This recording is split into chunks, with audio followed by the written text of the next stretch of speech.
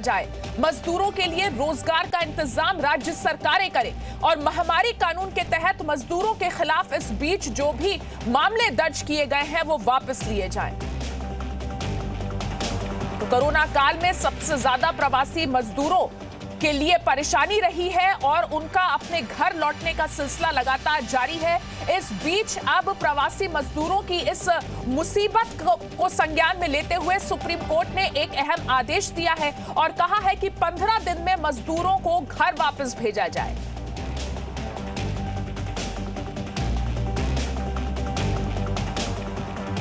तो इस वक्त की सबसे अहम खबर प्रवासी मजदूरों को लेकर है। सुप्रीम कोर्ट ने आदेश दिया है कि प्रवासी मजदूरों को 15 दिन में घर भेजा जाए और उनके रोजगार की जिम्मेदारी राज्य सरकार की है। न सिर्फ ये, सुप्रीम कोर्ट ने यह भी कहा है कि महामारी कानून के तहत प्रवासी मजदूरों पर दर्ज मामले वापस लिए जाएं। और कोरोना को लेकर दिल्ली के स्वास्थ्य मंत्री सत्येंद्र जैन ने एक बड़ा बयान दिया है। दिल्ली में कोरोना का सामुदायिक संक्रमण की उन्होंने बात कही है। दिल्ली में कोरोना के मामले तेजी से बढ़ रहे हैं और दिल्ली में प्राइवेट अस्पताल में भी अब बेड भरने लगे हैं। तो इस वक्त की एक और अहम खबर दिल्ली से आ रही है, जहां दिल्ली के स्वास्थ्य मंत्री सत्येंद्र जैन ने कम्युनिटी ट्रांसफर की बात की है कि दिल्ली अब सामुदायिक संक्रमण के स्टेज पर पहुंच चुका है और दिल्ली में कोरोना के मामले अब तेजी से बढ़ रहे हैं। सत्येंद्र जैन ने यह भी बताया कि दिल्ली में प्राइवेट अस्पतालों में भी बेड अब भरने लगे हैं।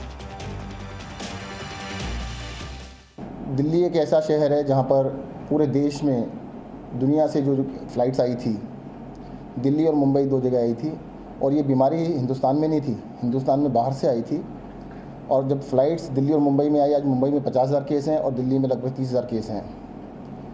आज मुंबई और दिल्ली के अंदर जो केसेज हैं उनका इलाज करने की जिम्मेदारी जैसे दिल्ली में है तो हमारी जिम्मेदारी बनती है और उसी प्रपोर्शन में केस बढ़ रहे हैं। हम लोग लगभग 10 दिन पीछे हैं मुंबई से लगातार और ऐसा एक्सपेक्टेशन है कि 10 दिन में 50,000 पे पहुंच जाएंगे। तो हमारे को हज़ारों बेड और एक्स्ट्रा चाहिए।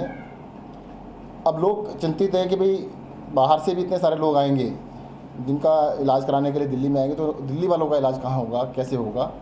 तो ये बड़ा चिंता का विषय है। हमने ये कहा था कि भाई जो केंद्र सरकार के पास लगभग 10,000 बेड हैं वो सबका इलाज कर लें, दिल्ली से बाहर वालों का भी कर लें और दिल्ली सरकार के जो अस्पतालों में लगभग 10,000 बेड हैं वो दिल्ली वाले लोगों के लिए रहने चाहिए, वो दिल्ली वाले लोग कर पाएँ।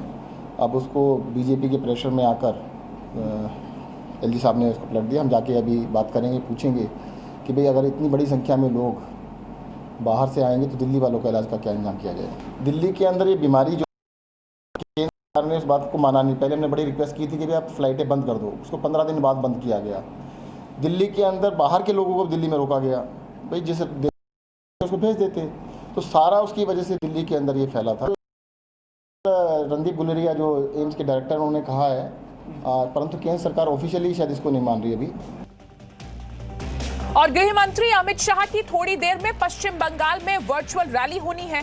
गृह मंत्री अमित शाह की पश्चिम बंगाल में ये रैली अब से ममता सरकार के खिलाफ अमित की शुरुआत करने वाले हैं। पश्चिम बंगाल में 2021 में विधानसभा चुनाव है। चुनाव को लेकर बीजेपी कार्यकर्ताओं से बात करेंगे गृह मंत्री अमित शाह। वर्चुअल रैली के लिए पश्चिम बंगाल में हजारों जगह एलईडी स्क्रीन्स लगाई गई हैं।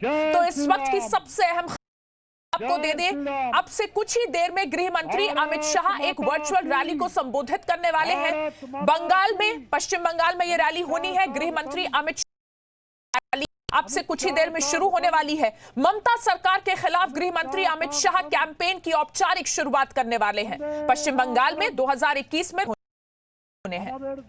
और इस वक्त ये तस्वीरें आपको दिखा रहे हैं, लाइव तस्वीरें ये दिखा रहे हैं। गृह मंत्री अमित शाह बीजेपी दफ्तर पहुंच चुके हैं और अब से कुछ ही देर के बाद पश्चिम बंगाल के लोगों को वर्चुअली संबोधित करेंगे गृह मंत्री अमित शाह। ये तस्वीरें इस वक्त बीजेपी दफ्तर की, जहां गृह मंत्री के साथ ही 2021 में पश्चिम बंगाल में होने वाले चुनाव की औपचारिक जो प्रक्रिया है, जो अभियान है, चुनावी अभियान है, उसकी शुरुआत होने वाली है अब से कुछ ही देर में।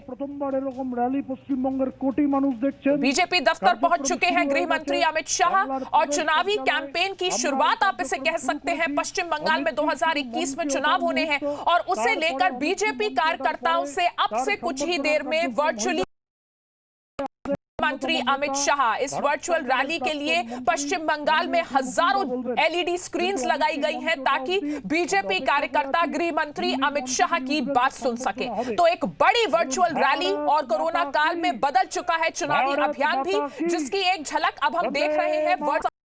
संबोधित करने के लिए गृह मंत्री अमित शाह पहुंच चुके हैं इस वक्त बीजेपी दफ्तर। अमित शाह